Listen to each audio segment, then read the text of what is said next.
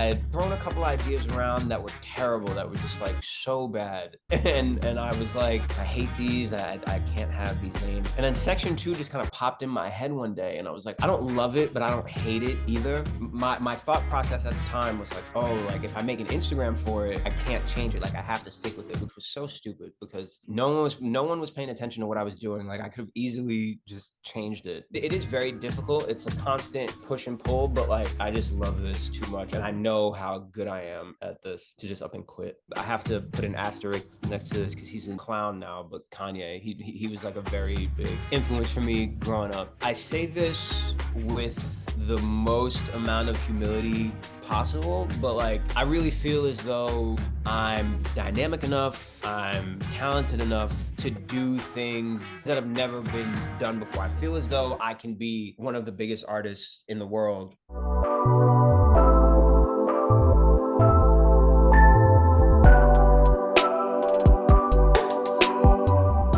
Hey, if you're like me and you're interested in the YouTube or creator space, you should check out The Published Press. The Published Press is a completely free newsletter founded by YouTubers Colin and Samir. They host their own podcast talking to some of YouTube's largest creators. They've edited some of the best content I've seen on YouTube, and now they're sharing their knowledge about the YouTube space with you for free. The Published Press comes out 3 times a week, every Monday, Wednesday, and Friday, with everything going on with your favorite creators and platforms. And like I said, it's completely free. Just enter your email address to receive the Published Press whenever it comes out, and that's it. So what are you waiting for?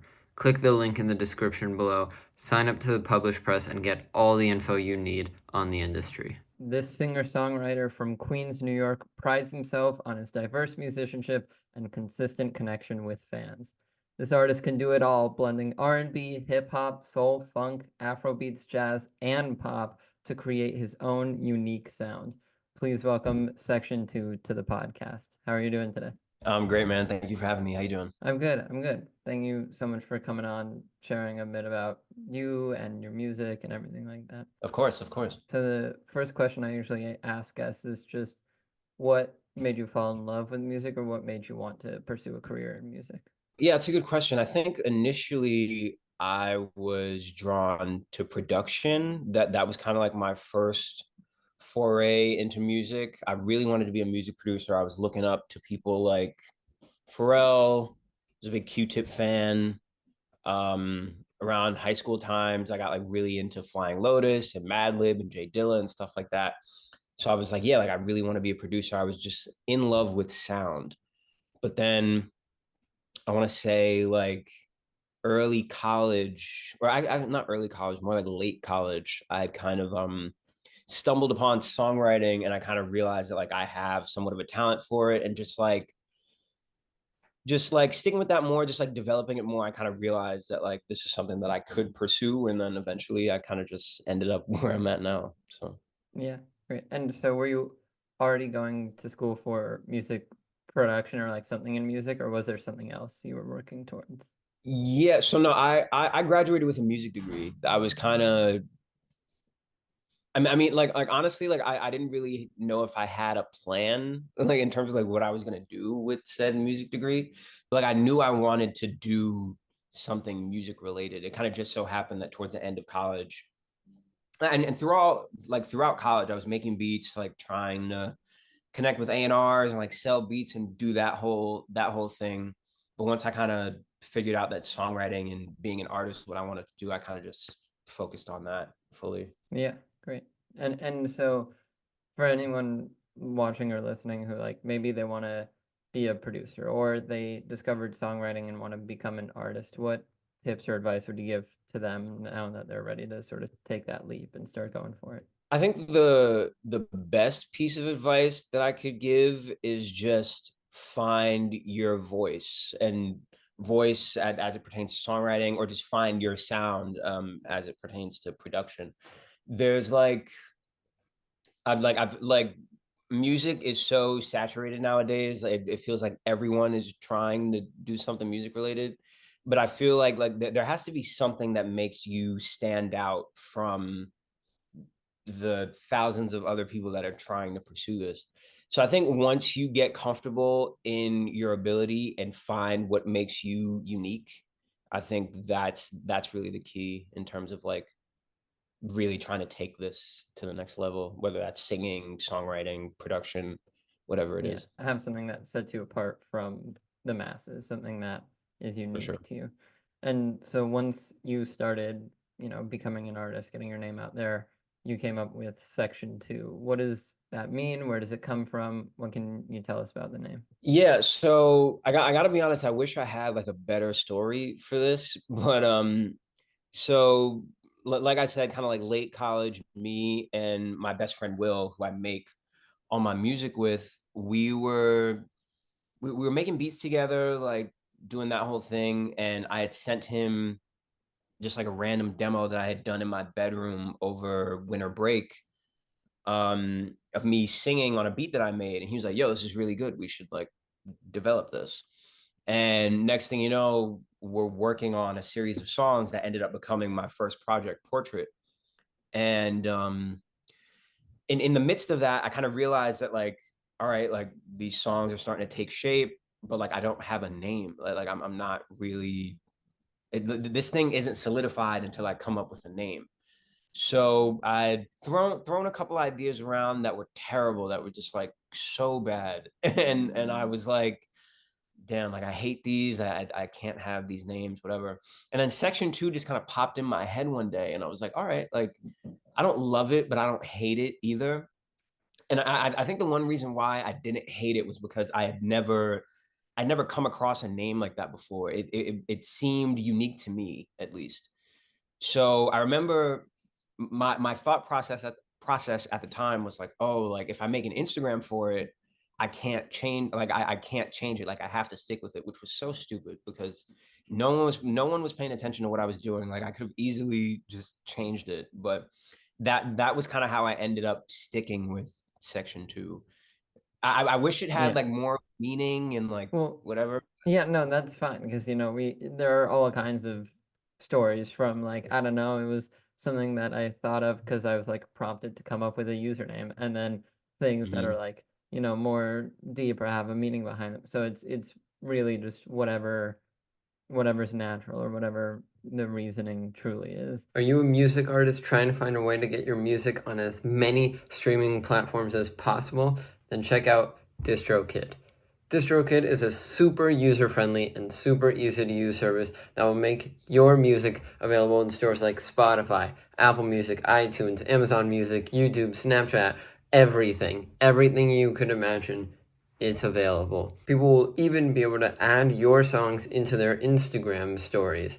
DistroKid helps you with the distribution, monetization, and promotion of all of your music. Use the link in the description of this video for 7% off any DistroKid package you want. Pick from musician packages designed to help artists get their own music out there, or even get a label package where you can manage up to 100 artists from one profile. So that's more for like managers, labels, and you can also get the musician package that I mentioned earlier, which is more for artists, producers, things like that. It's super easy, and you can get 7% off any package right now with the link in the description of this video. So once again, if you're looking for a way to get your music on as many streaming platforms as possible, I'm talking any platform you can think of, get DistroKid and get 7% off right now with the link in the description.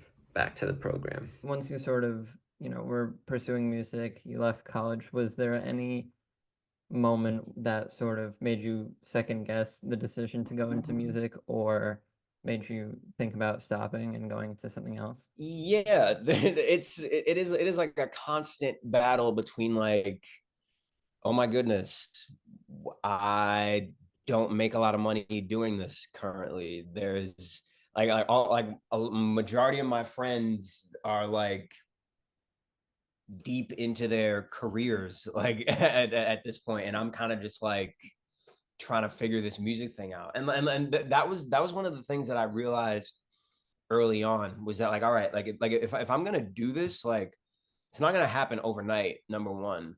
and two, I really need to love what I'm doing to be able to stick this out.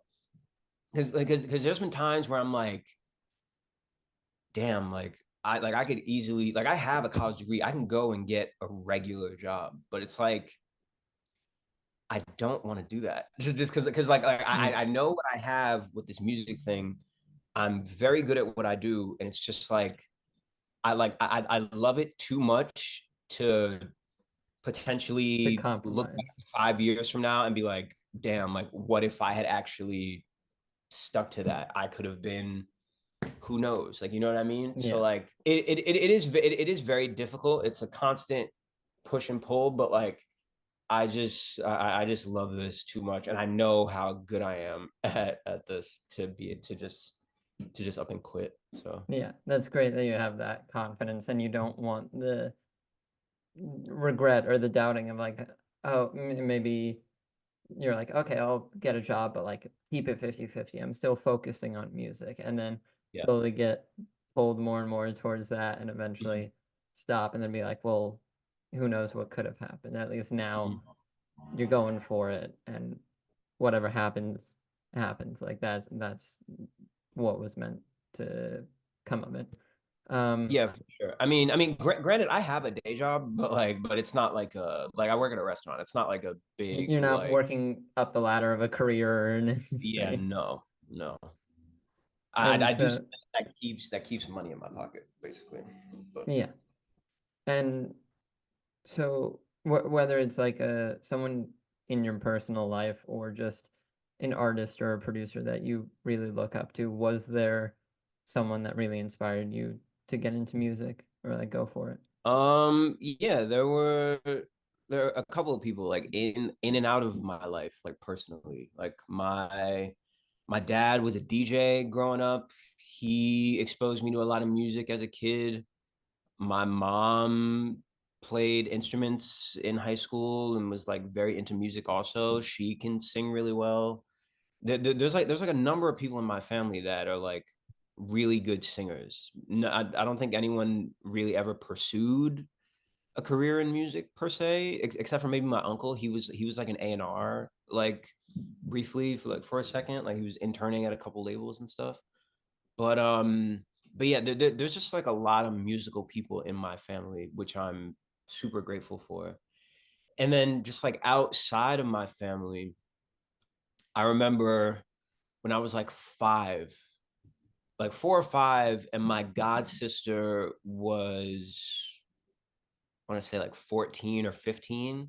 She was really into the Backstreet Boys, and that her teen years kind of matched up with my developing years Yeah. as a child.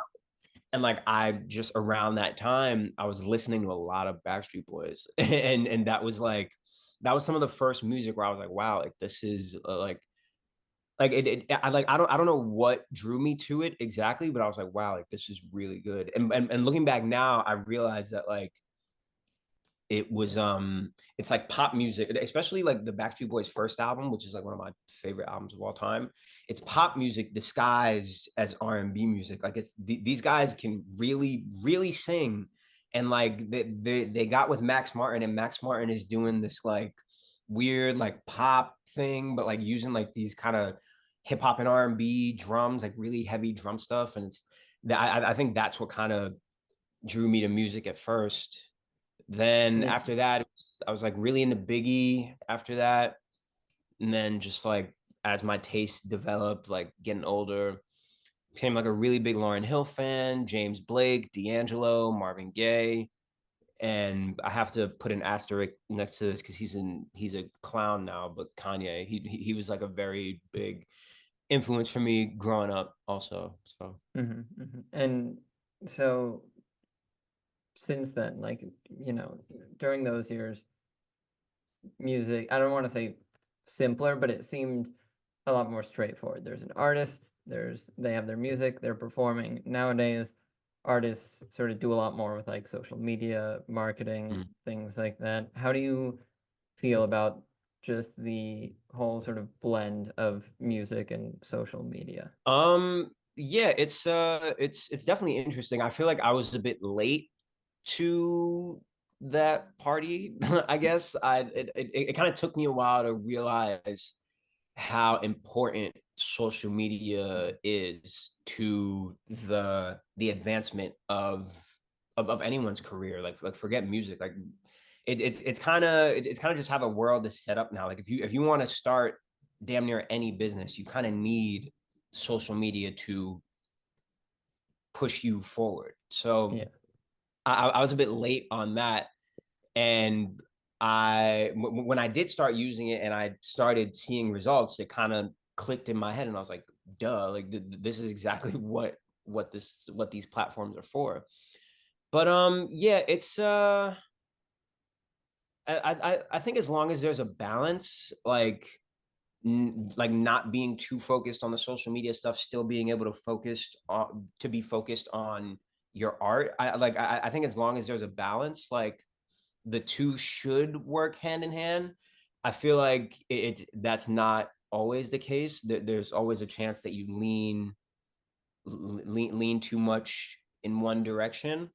But I feel like it won't, it'll never be to your detriment to lean too far towards the creative side, like the actual art. Yeah. In my opinion, it can be to your detriment to lean too much to the social media side. And again, it's all situational, but like I Keeping don't the know. art first, like making sure that Yeah. that's your priority. Because no matter how well you market, if the music's good, it's good. If it's not, it's not. Like you need music that is quality and good and that people want to listen to then promote, and that'll work. Because like even if you have the best promotional Mhm. campaign or team or whatever, and you bring them to your music and the music's not that good or something that they don't Mhm. want to listen to, they're not gonna stay or they're not gonna listen to it. Um, Yeah. and so focused on the music, creating new music, Mhm. what does your creative process look like? Do you like coming up with the lyrics first, finding an instrumental first? What does it look like for you? It varies a bit. I try to keep it as fluid as possible just because I not to say that I get bored easily, but like I just never want the process to feel like stagnant or just like I don't know, just sterile. I never want things to be sterile. I always want it to be um just as fluid as possible. So I feel like nowadays I've kind of been leaning more towards like lyrics first. Like if I just something will pop in my head and I'll just like jot it down in my notes real quick, and then I'll either have a beat sent to me or I'll kind of start a beat on my own. And like if like I'll go through my notes, and if I have something that I think would fit that beat, I'll try and match it to that. Or I mean, sometimes I'll go to the studio with my friend Will, and he'll play something. I'll start something from scratch, and then I'll just write there on the spot. Like it's always changing. I try to keep it that way. Yeah, you're just whatever comes naturally, or you're Yeah, just trying exactly. to be there, be creative in general, and see what comes Mhm. of it. And so you're mentioning working with producers, friends. When you're collaborating with someone else, does that change your process versus when you're by yourself, or does it mostly stay the same? No, for the most part, it stays the same. I want to say, like, whenever, whenever I'm working with a producer that's not Will, I always try to keep in mind that like I'm here to serve the song, like in whatever capacity, like whatever the beat is telling me, like that's how I need to serve and approach that song. So my my stance or my approach never really changes. It's more so dependent on what kind of beat I'm working with, and I feel like at this point I've kind of worked myself to a place where I can almost make any kind of song that I want to make. And like I don't say that to like make light of the process, or like make what I do sound like super simple, like because it's not always the case. Like I definitely put a lot of thought and time into what I do, but like I just feel as though I've like gotten to a place in my ability where I'm pretty fluid in terms of genre. So Yeah, that's great. And you, for a while, were sort of releasing independently, or you had your own music, and now you're signed to Viper Records. What mhm. do you see as the pros or cons of either being independent or being under a label? So yeah, I'd say that the pros are definitely that like you have a team behind you and people that have access to resources that you typically don't have on your own. Those are definitely like the biggest pros. I'd say the cons are just having more just having more cooks in the kitchen. I think just more people that have a say over, like not even necessarily the creative process, just like I think just like having more opinions on what you're doing could muddy the waters in terms of like What's what like truly you? yeah, exactly. And I like before I signed to Viper, it was just me and a couple of my friends just like making all the decisions. It was like, all right, we're gonna take these photos for this cover shoot, and that's that. We'll upload it to whatever in 3 days, and that's how that works. But I think now it's more of like, oh, like this has to be approved by this person, and this has to be approved by that person, and I mean, like there's nothing wrong with that. I think it's just a matter of like just as long as everyone's on the same page and everyone is communicating properly, like a label It works situation can well. be great. Yeah. Yeah, great. And for your music, like taking inspiration from other artists, we mentioned, all these artists towards the start of the podcast that inspired you or really shaped your like taste in music. Mhm. When you're creating, do you find yourself getting inspiration from other artists? And if you do, how do you sort of keep it your own unique sound without like making it too similar to their sounds? It's a good question. There was a song that I made last year actually that kind of speaks to this. It's not out. I don't know if it'll ever come out, but I remember it was like I like so Will made the beat in front of me, and I was kind of just like trying to figure out how to approach it because I like I felt like there were a number of ways that I could have gone, and in my head I was just like, if I was like one of the things that crossed my mind was like, oh, if I was Biggie right now, how would I approach this? But like not not in terms of like how would Biggie approach this lyrically, because I can never do what Yeah. Biggie did lyrically. But in terms of like delivery and like one of the things that I really like about Biggie's music is that he has this like very distinct tone, but like also this kind of like slick delivery.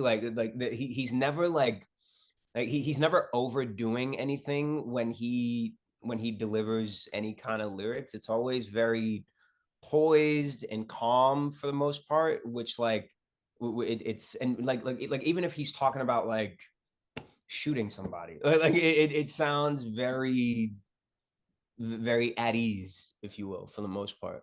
I mean, but again, I mean, He's there are songs where like he'll be a little bit more aggressive, but for the most part, like a lot of his stuff is very even keel. So yeah. in the moment in the studio, I kind of used that and was like, all right, like how do I channel Biggie as I deliver what I'm writing? Like, because again, I can't compare to Biggie on that front.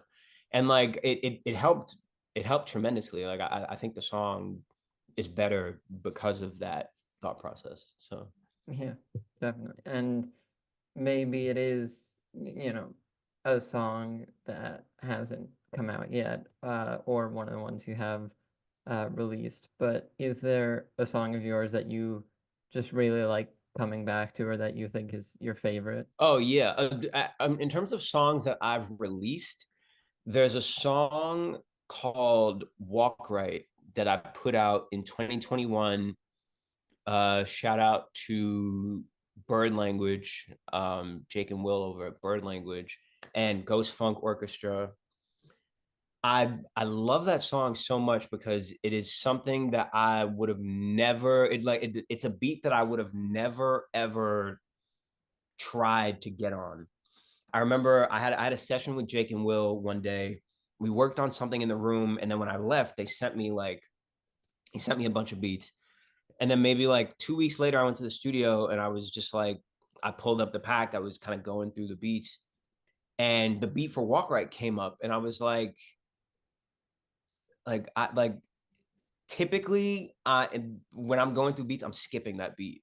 Yeah, Like not because it's bad. It's produced really well, but like that's just typically not my bag in terms of production. But for some reason that day, I was just like, let me like let me it try just this. yeah. I was just like let me see what happens when I try to do something like this.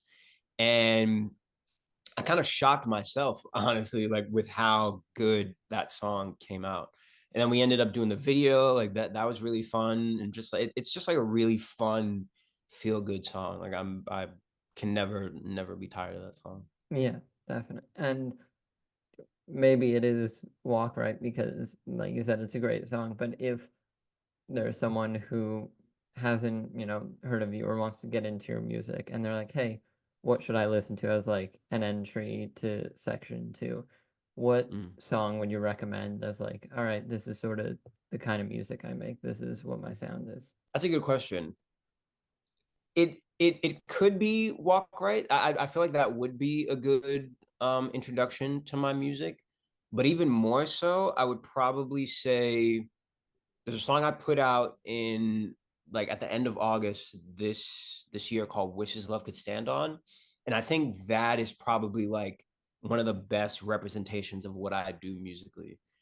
There's great singing on there, but then also the second verse, I'm rapping a little bit too. And I feel like I've always kind of played in the middle of both worlds. I think like I typically tend to lean more towards singing, but like I feel like I made an entire rap project in 2021. Like I've done that before, but I feel like now I've gotten to a place where like both my singing ability and my rapping ability are kind of almost neck and neck. Like for a while, my singing was like way ahead of my rapping, but I feel like now I'm getting to a place with the rap stuff where they're both pretty tight. So like and I feel like Wishes Love Can Stand On is a great example of that. Like got I'm doing both really well on there. So Yeah. And I want to get into this new song that you just came out with, Wishes Love Could Stand On. You have the song, you have a sped up version of it. What, is the meaning behind that song if there is one? yeah, so I wrote Wishes Love Could Stand On in January of this year. Shout out to Low Effort.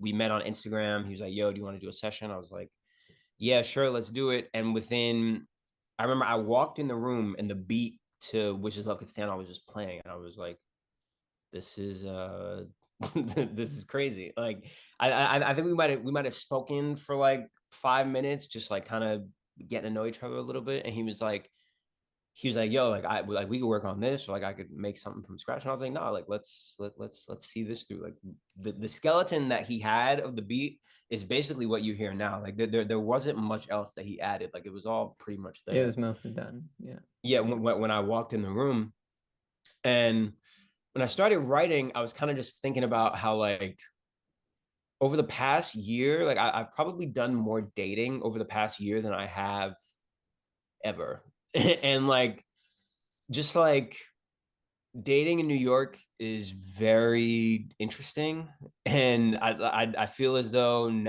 I can't even just specify it to New York. I feel like being in your mid to late 20s dating period right now is very interesting. But Yeah. but yeah, I was feeling as though like it's very difficult to garner meaningful connection with people these days. And I feel like in that song, I was kind of just like searching, hoping, wishing for a love, like a bond, a connection that love can stand on, something that's solid, something that'll stand the test of time, something that won't break over something silly. Like, you know, Yeah.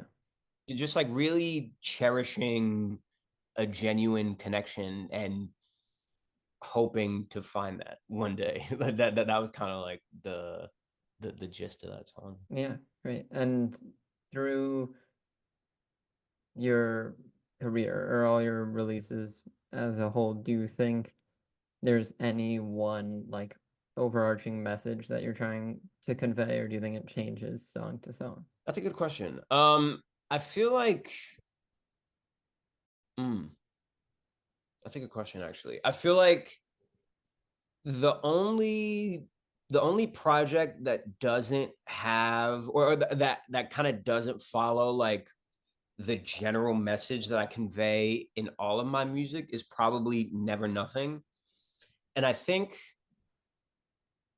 like Never Nothing was made like basically like via text message, like with me and Will, like over the pandemic. Like we were sending a bunch of stuff back and forth. Like I was recording stuff at my desk, and just like during the pandemic, I was just like I just felt the need to rap more. So I was doing a lot of rapping then.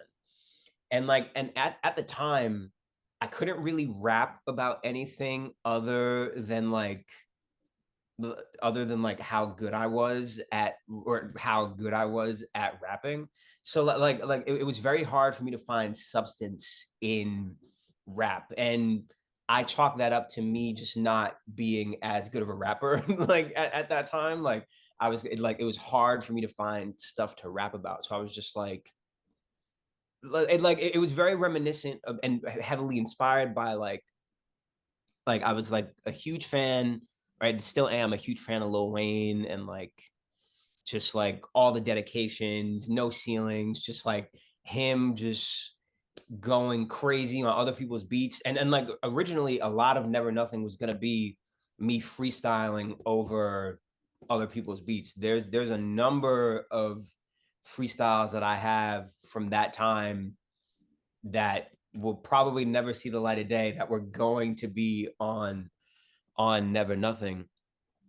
But yeah, I think that's probably the only outlier in terms of like overall messaging because there is no general message, quote unquote, for Never Nothing. I think what I really wanted to get across with that was just like, hey, like I can do this rap stuff too. Like I can rap fairly well. Like, Yeah. but I feel Yeah. like It's outside of that, I was very like the overall message in my music is kind of just like love, and that's not always necessarily like romantic love. It's self-love, it's familial, it's romantic as well, but like it's kind of just like an overall theme of love that I kind of like to stick to. And just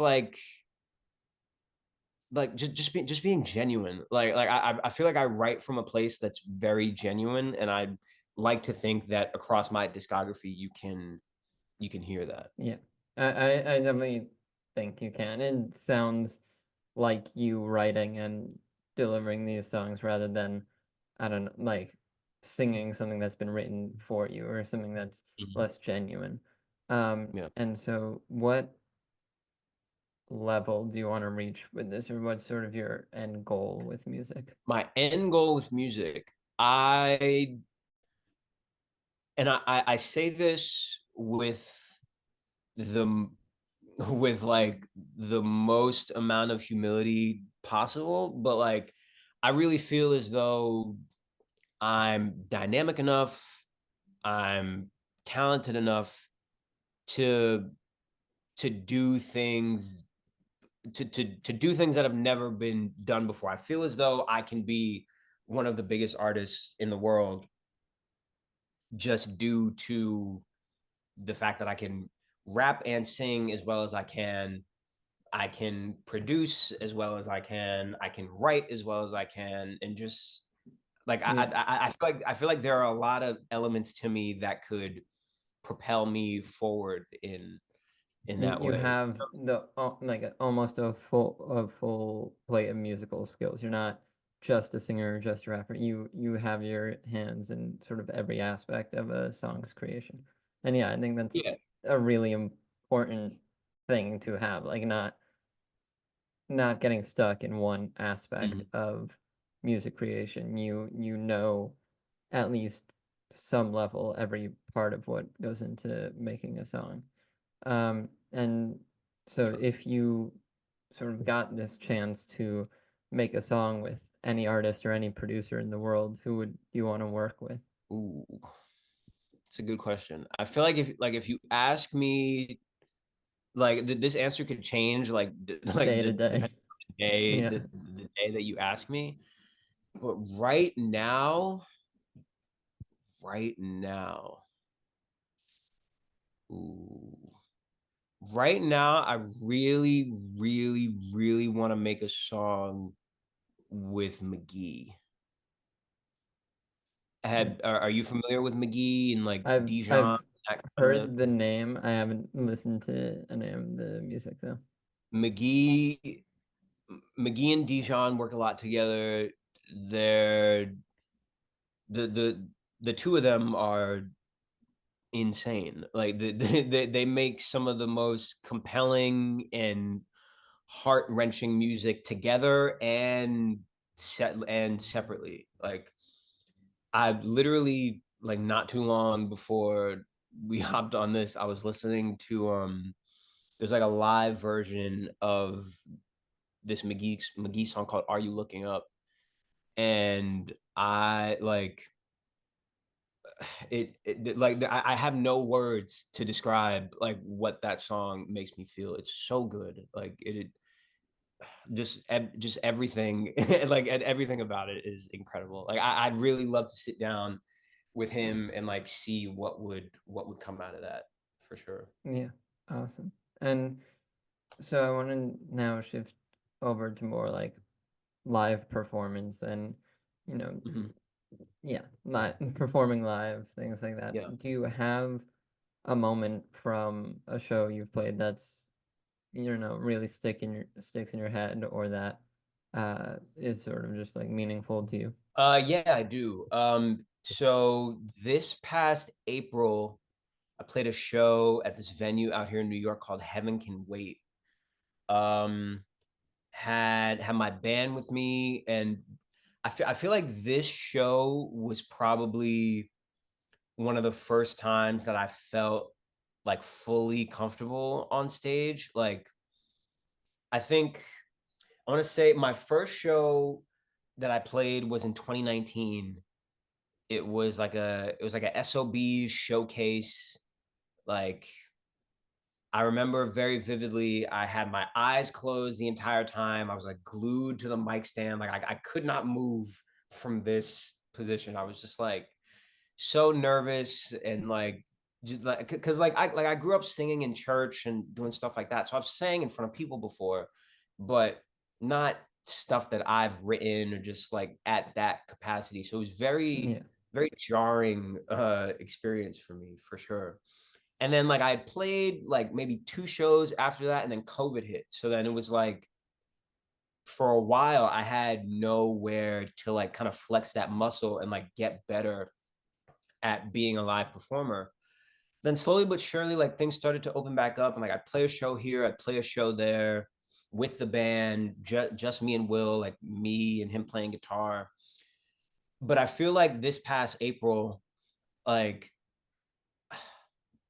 I've never been as present as I was in that moment. Like I don't know, like typically before that, like when I'd play shows, like I feel like I would get up there and just like zoom through it, just because I was so nervous. I not that I didn't want to be in the moment. It was more just like, all right, like I'm doing this, and let's Let me get it just done.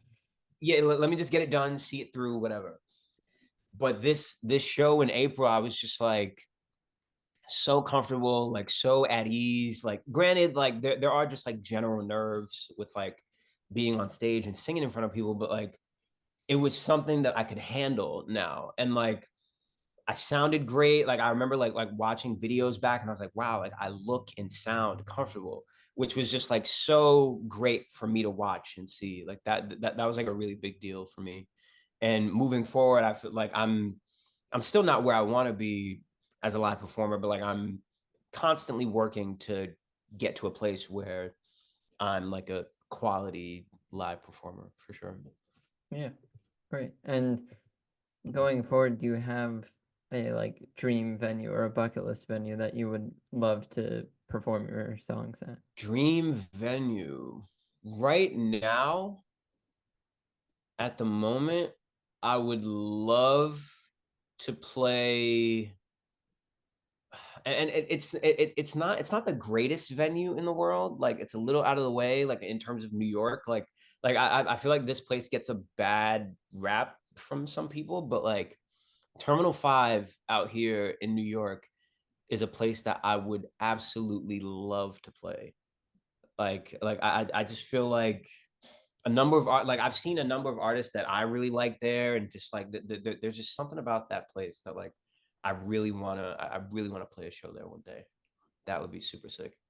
Yeah, great. And so going forward, it's almost the new year coming up. What Mhm. is sort of, if you can tell us anything, what's sort of coming up next for you, or do you have anything that you're getting ready to release? Yeah. So I've got a song that I'm looking to put out top of the year.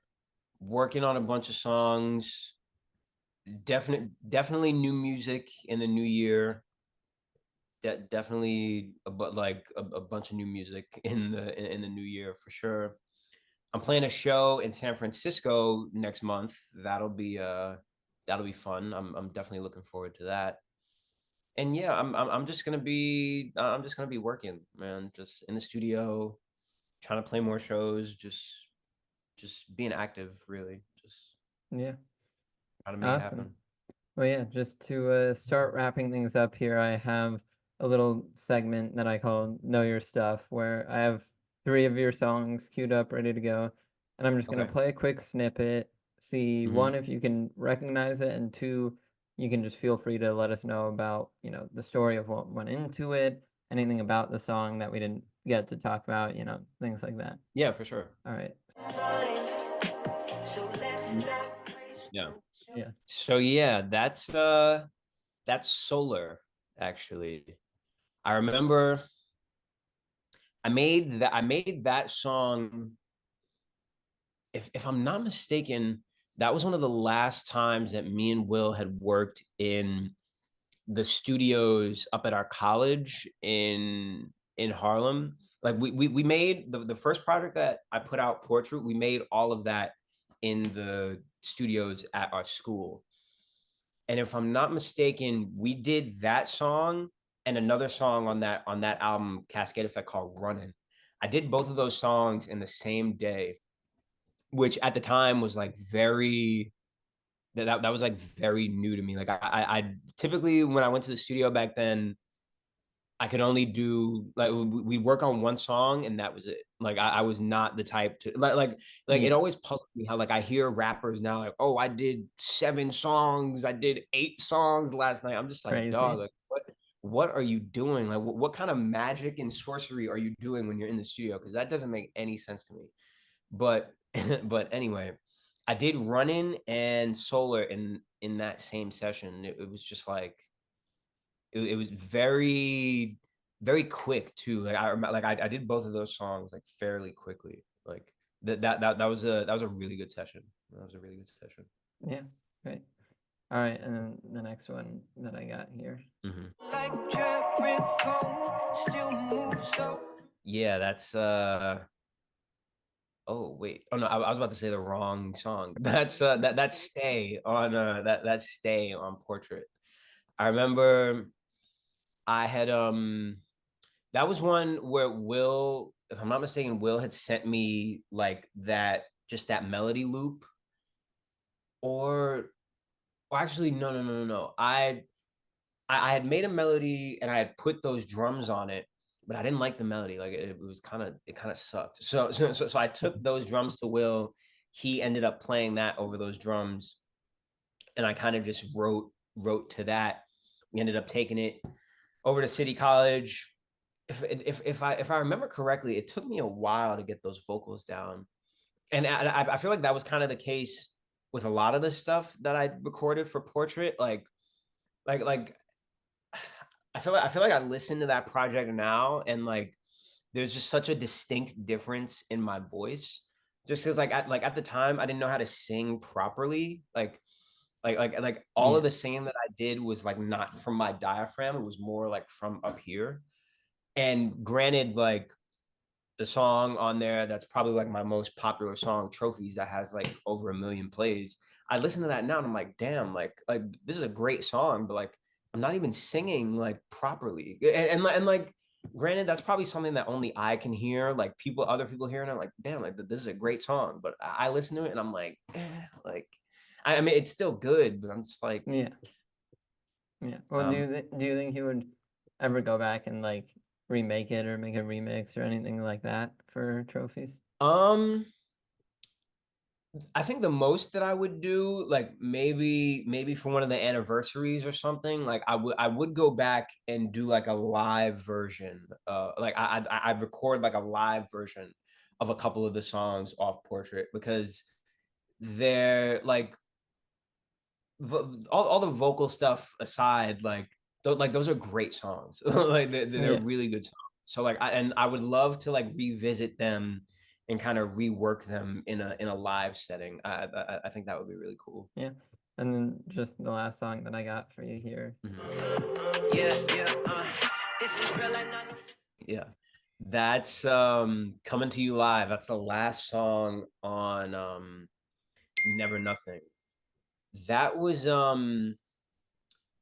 that was one of the songs that I recorded with Will, like in the room. Like the pandemic had kind of started to slow up a little bit, and like we were just starting to get back into I can't even call it the studio. This was his apartment. Like we record like a lot of Cascade Effect, and like one or two songs on Never Nothing got recorded in his bedroom. Like we just had like a little setup in his bedroom.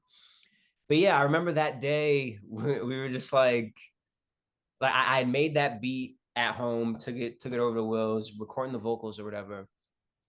And Will was living in Harlem at the time, and I remember there was this guy that was like outside his window, like screaming so loudly, like he was going on this really long rant. Can't even remember what he was talking about, but I took out my phone and I started a voice memo. And if you listen at the end of the song, that thing you hear that's like coming to you lot, like that's the dude from outside of his window, like screaming about whatever the hell he was screaming about. And I was like, yo, like, we should use this in the song. And that kind of ended up like influencing like how we structured the song and like all that stuff. Like that was really cool.